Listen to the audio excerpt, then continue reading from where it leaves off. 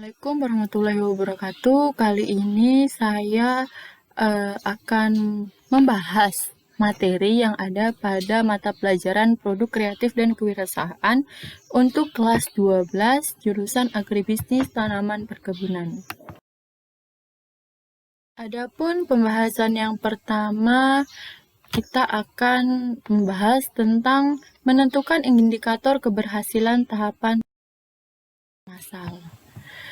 Nah, produksi massal adalah nama yang diberikan kepada sebuah metode dalam memproduksi barang dengan jumlah besar dan dengan biaya yang rendah per unitnya. Maksud dari proses produksi di sini adalah, kita uraikan dulu.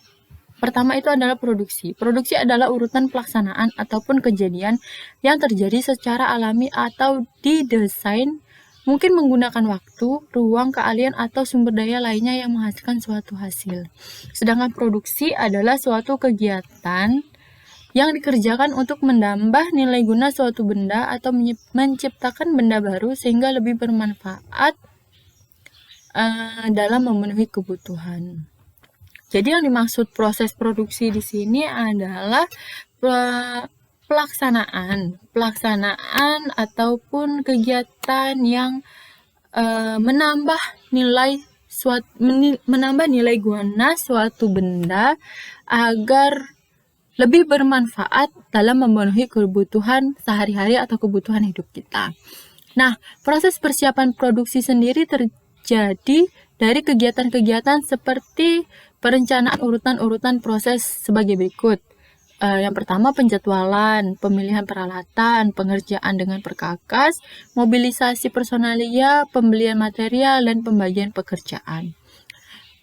Selanjutnya itu ada dua jenis proses produksi. Yang pertama, membuat barang atau produk dengan menggunakan mesin serta peralatan.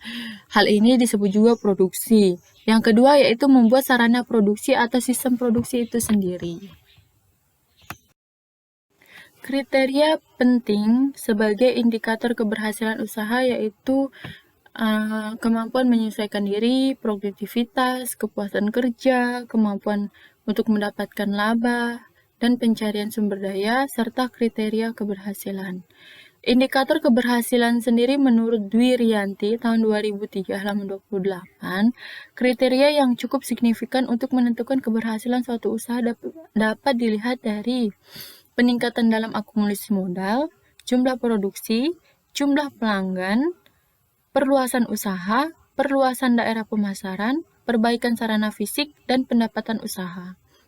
Kriteria berpikir pada tindakan kreativitas ada 5, yaitu sangat bersemangat dalam melihat atau mencari peluang-peluang baru, mengejar peluang dengan disiplin yang ketat, mengejar peluang yang sangat baik dan menghindari mengejar peluang yang melelahkan diri dan organisasi, fokus pada pelaksanaan, serta mengikutsertakan energi setiap orang yang berada dalam jangkauan mereka.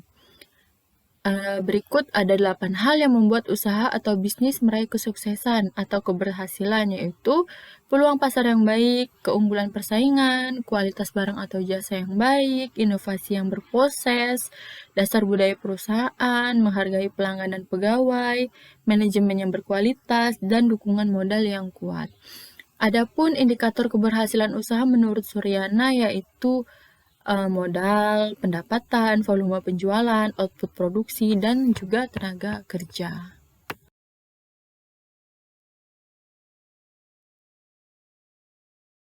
Jenis-jenis proses produksi. Yang pertama adalah proses produksi terus-menerus. Ciri-ciri proses produksi terus-menerus yaitu pola ini akan selalu sama dari hari ke hari tanpa ada perubahan. Penyusunan peralatan produksi atas dasar arus urutan pekerjaan dari bahan mentah menjadi produk akhir. Mesin-mesin bersifat khusus untuk menghasilkan produk-produk tertentu. Pengaruh operator kecil, tidak memerlukan banyak karyawan, tidak ada kemacetan pada satu bagian atau mengakibatkan kemacetan total, memerlukan ahli perawatan yang cukup baik, dan variasi jenis produk relatif sedikit. Sedangkan proses produksi terus-menerus memiliki ciri-ciri menghasilkan produk lebih sedikit, namun variasi jenis produk lebih banyak, berproduksi atas pesanan, penyusunan fasilitas produksi berdasarkan fungsinya, mesin-mesin bersifat general, purpose machine, pengaruh karyawan lebih besar, bila terjadi kemacetan pada suatu bagian, tak akan menyebabkan kemacetan total, diperlukan pengendalian proses yang baik, diperlukan bahan mentah yang cukup tinggi, diperlukan bahan mentah yang cukup tinggi, dan peralatan bersifat fleksibel yang menggunakan tenaga manusia. Seperti yang sudah dikaji pada pembahasan sebelumnya, maka bisa disimpulkan ada dua jenis proses produksi, yaitu membuat barang atau produk dengan menggunakan mesin, dan juga membuat sarana produksi atau sistem produksi itu sendiri. Dan proses persiapan produksi terdiri dari kegiatan-kegiatan seperti perencanaan, urutan proses sebagai berikut. 1. Penjadwalan waktu, pemilihan peralatan, pengerjaan dengan perkakas, mobilisasi personalia, pembelian material, dan pembagian pekerjaan. Tahapan-tahapan ini didahului oleh kegiatan seperti perencanaan dan desain produk yang dihasilkan oleh kegiatan riset dan pengembangan. Menurut Ogawa 1983. Kita masuk kepada pembahasan yang kedua. Menerapkan metode perakitan barang dan jasa. Pengertian perakitan sendiri yaitu proses penyusunan dan penyatuan beberapa bagian komponen menjadi suatu alat atau mesin yang mempunyai fungsi tertentu. Dalam produksi massal, proses perakitan dapat dilakukan dengan cara otomatis, misalnya proses pengikatan, pengeringan, pengelasan, penyekrupan, dan lain-lain dalam urutan rangkaian proses produksi. Nah, dalam perakitan terdapat beberapa metode yang dapat diterapkan sesuai dengan kebutuhan. Metode tersebut adalah metode perakitan yang dapat tukar-tukar, perakitan dengan pemilihan, dan perakitan secara individual. Dan jenis perakitan.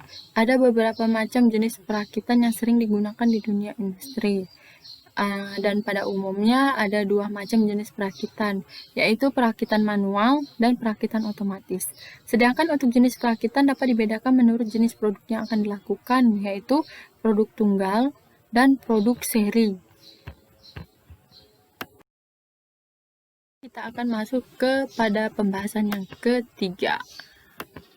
Kita akan membahas tentang menganalisis prosedur pengujian kesesuaian fungsi produk, barang, atau jasa. Dasar pengujian. Paket software prototipe diuji, diimplementasikan, dievaluasi, dan dimodifikasi berulang-ulang hingga dapat diterima pemakainya. Pengujian sistem bertujuan menemukan kesalahan-kesalahan yang terjadi pada sistem dan melakukan revisi sistem. Menurut Summerfield 2001, pengujian sistem terdiri dari pengujian unit, pengujian modul, pengujian subsistem, pengujian sistem, pengujian penerimaan, dokumentasi berupa pencatatan, pengujian sistem informasi, pengujian aplikasi web. Proses pengujian produk baru. Pengujian produk baru bertujuan untuk memberikan penilaian yang lebih rinci tentang peluang sukses usaha baru. Terdapat 4 kegiatan dalam pengujian produk baru, yaitu sebagai berikut. Yang pertama, technical testing, pengujian teknis. Pengujian preference and satisfaction, testing, preferensi dan kepuasan, simulated test markets atau laboratory test markets, atau pengujian pasar simulasi, dan test markets, pengujian pasar. Metode pokok untuk menguji pasar produk konsumen yaitu sales wave research, simulated test marketing, control test marketing, dan test markets. Pada dasarnya, pengujian preferensi dan kebutuhan akan memberikan sejumlah manfaat pokok, antara lain uji preferensi aktual dan uji teknisi bisa memberikan dasar klaim yang objektif untuk keperluan promosi. Estimasi tingkat pembelian ulang sangat penting untuk memperkirakan pangsa pasar jangka panjang. Meskipun penerimaan pasar atas produk baru ditentukan oleh semua elemen program pemasaran, tetapi berbagai kasus menunjukkan bahwa skor yang tinggi dalam dimensi kinerja produk menggambarkan bahwa ide produk yang bersangkutan sebaiknya dilanjutkan. Dan yang terakhir, uji preferensi pada umumnya dapat memberikan signal awal terbaik terhadap kemungkinan terjadinya kanibalisasi produk. Nah, fungsi pengujian produk atau jasa itu meliputi tujuan. Tujuan itu adalah memberikan penilaian yang lebih rinci mengenai peluang sukses produk baru, mengidentifikasi penyesuaian-penyesuaian akhir yang dibutuhkan untuk produk, dan menetapkan elemen-elemen penting dalam program pemasaran yang akan digunakan untuk memperkenalkan produk di pasar. Sekian penjelasan dari saya untuk materi yang sudah dibahas. Kurang dan lebihnya saya mohon maaf.